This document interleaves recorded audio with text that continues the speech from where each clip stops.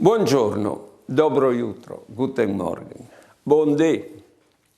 Allora vi fate la Pascha e sapete che Pascha vuol dire passaggio. Noi, di cattolici, di persone religiose, sovente passare a essi oms di fede, a essi cristiani proprio. Allora, le caratteristiche dell'uomo religioso e dell'uomo di fede. L'uomo religioso i domanda alle persone l'ubbidienza. L'uomo di fede al circa le persone si sedin liberis e responsabili. L'uomo religioso allora diregiti.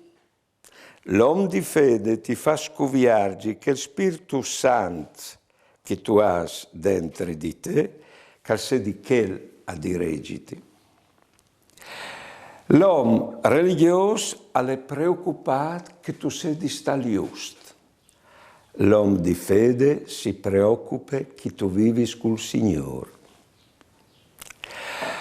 L'uomo religioso ha chiamato Dio tes funzioni, tes cerimonie.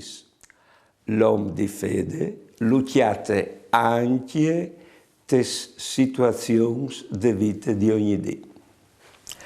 L'uomo religioso ti fa conoscere la verità su Dio. L'uomo di fede ti insegna a cercare di conoscere Dio continuo le situazioni che tu vivi, le persone che tu chiami. Buone giornate e buone vite.